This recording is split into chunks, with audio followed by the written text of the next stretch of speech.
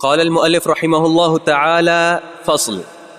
وقد دخل في ذلك الإيمان بأنه قريب مجيب، كما جمع بين ذلك في قوله: وإذا سألك عبادي عني فإني قريب، وقوله صلى الله عليه وسلم للصحابة لما رفعوا أصواتهم بالذكر: أيها الناس اربعوا على أنفسكم فإنكم لا تدعون أصم ولا غائبا، إن الذي تدعونه أقرب إلى أحدكم من عنق راحلته۔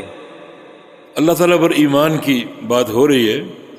شیخ الاسلام فرماتے ہیں وقد داخلہ فی ذالک، اللہ تعالیٰ پر ایمان لانے میں یہ بات بھی داخل اور شامل ہے، الایمان بانہ قریب مجیب، کہ ہم یہ ایمان رکھیں کہ اللہ تعالیٰ قریب ہے اور مجیب ہے۔ قریب ہے جیسے اس کی ذات کے لائق ہے، اور مجیب ہے یعنی دعاؤں کو قبول کرنے والا ہے۔ کما جمع بین ذالک فی قولہ، اور اللہ رب العزت نے ان دونوں اپنی صفات کو جمع کی ہے اس آیت کریمہ میں۔ وَإِذَا سَأَلَكَ عِبَادِي عَنِّي فَإِنِّي قَرِيب، جب آپ سے سوال کرے میرے بندے عنی میرے بارے میں، فإنی قریب، میں قریب ہوں۔ آگے ہے نا اجیب دعوت الداع، میں دعا کرنے والے کی دعا کو قبول کروں گا۔ تو اللہ قریب بھی ہے اور مجیب بھی ہے، اللہ تعالیٰ قریب بھی ہے اور مجیب بھی ہے۔ قریب کیسے؟ کما یلیق بشانہ، جیسے اس کی ذات کے لائق ہے۔ عرش پہ مستوی ہے جو انتہائی بلندی پر ہے، اور اللہ تعالیٰ قریب ہے جیسے اس کی شان اور ذات کے لائق ہے، اور ساتھ ساتھ مجیب، معنی اس کا قریب ہونا اس طرح کہ وہ تمہاری دعاؤں کو سنتا ہے اور دعاؤں کو قبول کرتا ہے، دعاؤں کو سنتا ہے اور دعاؤں کو قبول کر رہا ہے۔ یعنی اس قرب میں سمع کا معنی ہے، جیسا کہ آگے حدیث میں بھی جب صحابہ نے اپنی آوازیں اونچی کی سفر میں، ہم نے بتایا تھا یہ جنگ خیبر سے واپسی کا سفر تھا، اللہ کے ذکر میں آوازیں اونچی کی تو رسول اللہ علیہ وسلم نے کیا فرمایا تھا؟ ایھا الناس اربعوا علی انفسکم، لوگو اپنے اوپر نرمی کرو، اور یہ جو بلند آواز سے چیخ چیخ کر ذکر کر رہے ہو اس سختی کی ضرورت نہیں ہے، اپنے اوپر نرمی کرو۔ فإنکم لا تدعون اصم ولا غائبا، تم ایسی ذات کو نہیں پکار رہے جو کہ بہری ہو، اور نہ ایسی ذات کو جو غائب ہو۔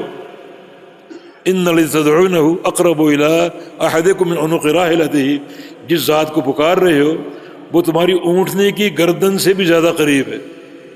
تو اللہ تعالیٰ کا قریب ہونا، اور چونکہ بات پکارنے کی ہو رہی تھی تو مانا اللہ سنتا ہے، اس کا قرب یعنی بندے کی باتوں کو سننا، بندے کی دعاؤں کو سننا، یہ اس کا قرب ہے جو صفت معیت میں کہا جاتا ہے۔ تو اللہ تعالیٰ نے ان دونوں اپنی صفات کو جمع کیا کہ اللہ قریب ہے اور مجیب ہے، یعنی تمہاری دعاؤں کو سنتا ہے، بذات ہی اپنے عرش پر ہے، اور تمہاری باتوں کو سنتا ہے، دعاؤں کو سنتا ہے، جس کا معنی قریب ہے اپنے علم کے ساتھ، سمع کے ساتھ، بصر کے ساتھ، اور اپنی قدرت کے ساتھ۔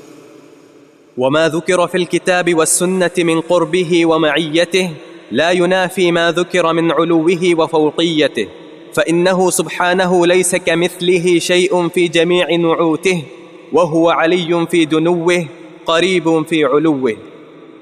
نعم احسنت۔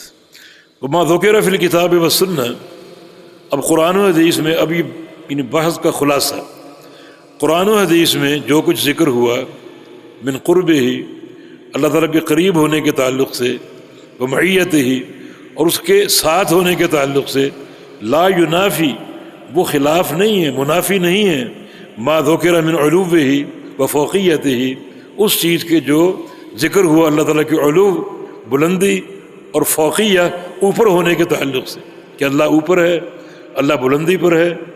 یہ بات اس بات کے منافی نہیں ہے کہ اللہ آپ کے قریب ہے اور اللہ آپ کے ساتھ ہے۔ یہ دونوں حقائق ہیں، اللہ قریب ہے، اللہ ساتھ ہے، اور اللہ علو پر ہے، بلندی پر ہے، اور سب سے اوپر ہے۔ ان دونوں میں کوئی منافات نہ ہوئی، اور جو راستہ نصوص ہی سے ہمارے سامنے آیا کہ اللہ رب العزت بذات ہی اپنے عرش پر مستوی ہے اور سب سے بلند ہے، اور بعلمی و قدرت ہی پوری کائنات کا احاطہ کیے ہوئے، اتنا قریب ہے کہ ہر ایک کی بات کو سنتا ہے، ہر ایک کو دیکھتا ہے، اور ہر ایک کی دعا اور پکار کو بھی سنتا ہے۔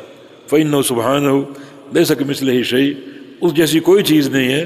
اللہ تعالیٰ کی صفات کو اپنی صفات پر قیاس نہ کرو کہ تم اگر چھت پر ہو تو نیچے نہیں ہو، نیچے ہو تو چھت پر نہیں ہو، اپنے اوپر قیاس نہ کرو، بلکہ اللہ رب العزت مخلوقات کی مشابہت سے بالکل پاک ہے۔ فی جمیع نعوتہ، اپنی تمام صفات میں، نعوت نعت کی جمع، اپنی تمام صفات میں اللہ رب العزت مخلوقات کی تشبیہ سے پاک ہے۔ وہو علی فی دنوہ قریب فی علوہ، اب خلاصہ یہ کہ اللہ تعالیٰ علی بلند ہے، فی دنوہ ہی قریب ہونے کے ساتھ، اور قریب فی علوہ، اور قریب ہے بلند ہونے کے ساتھ، کوئی منافات نہیں، بلند ہونے کے ساتھ ساتھ قریب ہے، اور قریب ہونے کے ساتھ ساتھ بلند ہے۔ بلندی کا معنی کیا ہے؟ اپنے عرش پہ مستوی ہے بذات ہی، اور قریب ہونے کا معنی کیا ہے؟ اپنے تمام بندوں کو دیکھ رہا ہے، مخلوقات کو دیکھ رہا ہے، ان کے احوال کی نگرانی کر رہا ہے، ان کے امور کی نگرانی کر رہا ہے۔